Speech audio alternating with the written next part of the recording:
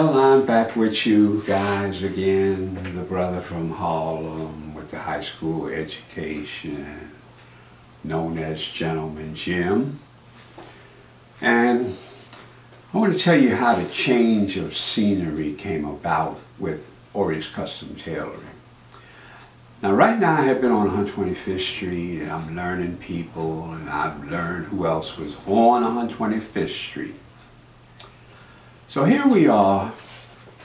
We've gone through a blackout. We've gone through Malcolm X's assassination.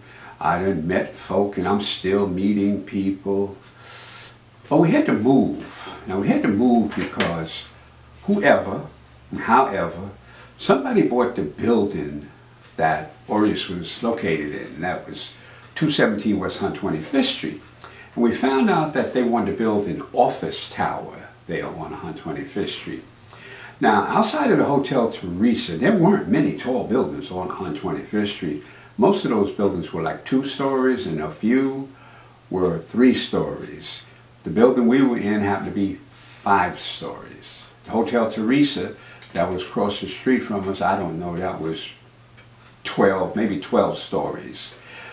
But we had to move, and that, it didn't create a problem for us. It's just a mere factor that where we were on 125th Street, we were only about, I don't know, 50, 60 yards from the Apollo's doorway. Now all of a sudden, we have to move. Now why am I saying this?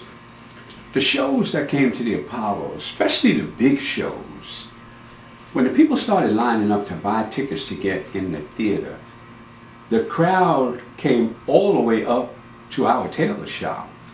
And they'd be camped out waiting to get in the Apollo Theater.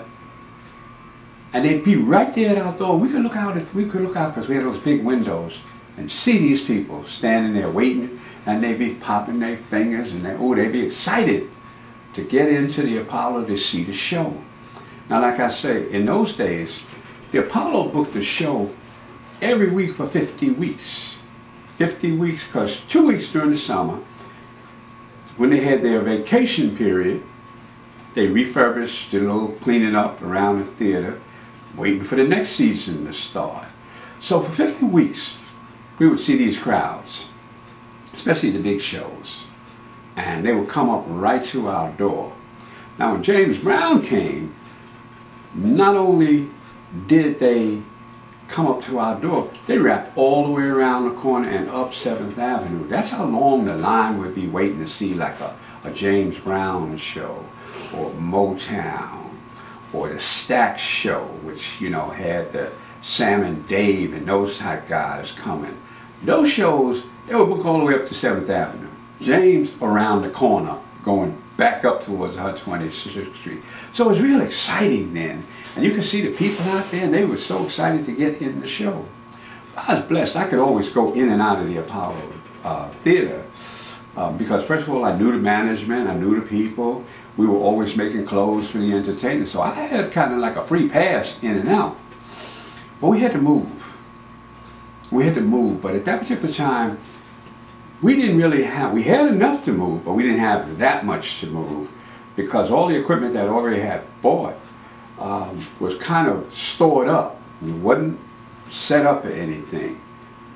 The new building that we moved into, which was 9 West 125th Street, well, that was one of the biggest stores Ori, well first of all, it was the biggest store that Ori, because Ori went from about I don't know, 400 square foot store to over 1,500 square foot stores. This one was 3,000.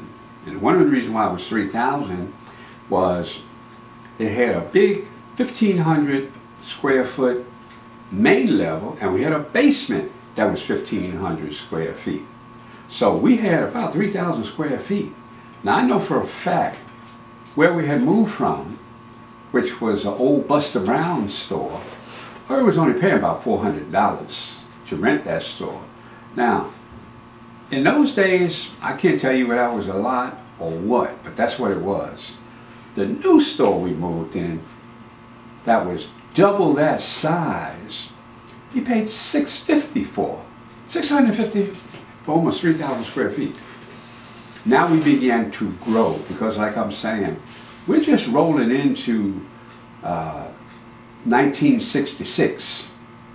Now, it had been a little less than 2 years that I had been on 125th Street. Now all of a sudden, we were in this huge store. The only thing we didn't have that we couldn't see was that crowd. Now, I guess if you'd have straightened the line out, it might have extended because now we're between Lennox and 5th Avenue. And in those days, 7th and 8th was the hottest spot on 125th Street. That's where just about everybody who was somebody was.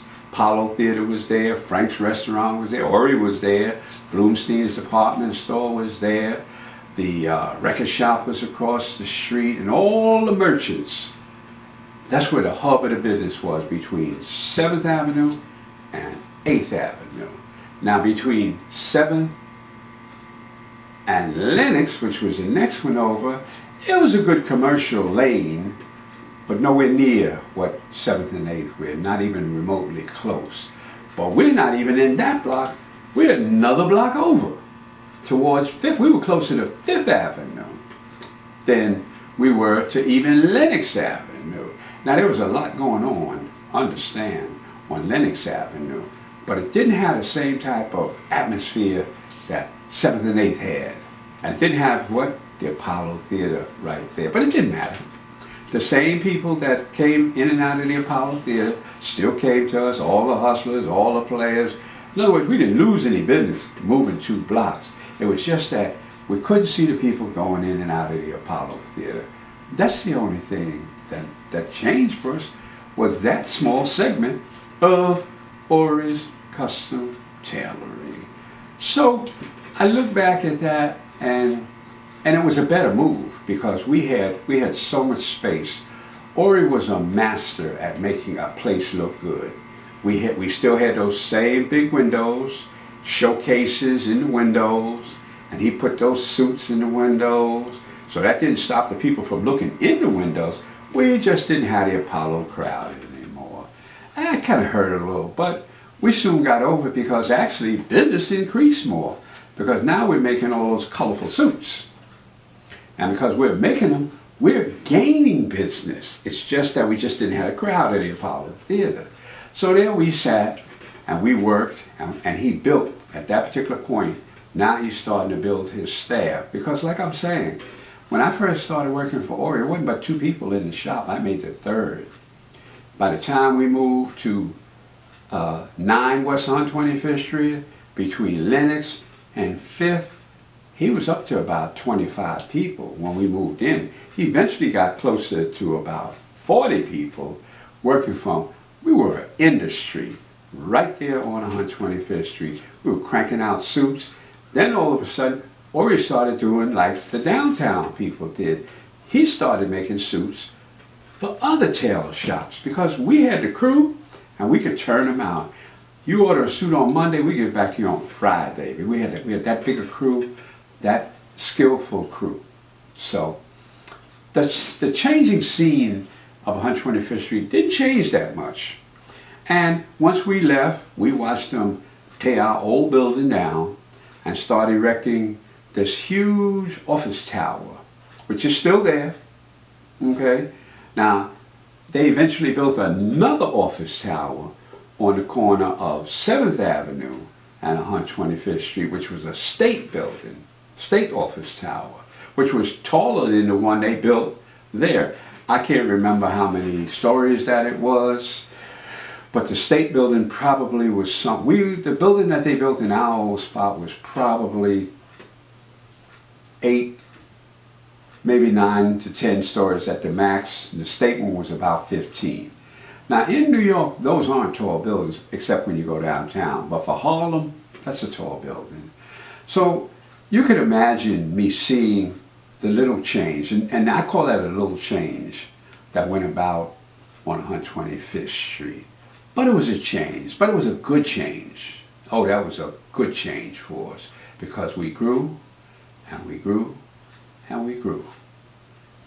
Brother from Harlem with the high school education, I'll be back to tell you now the stories of that building that we were in, because now these stories get even more interesting, because now is the time when, as I say, the good and the bad and the ugly came into Ori's. Now we're starting to get real gangsters. I'm starting to meet real gangsters in Harlem during those days. So I'll be back with you, brother from Harlem with the high school education.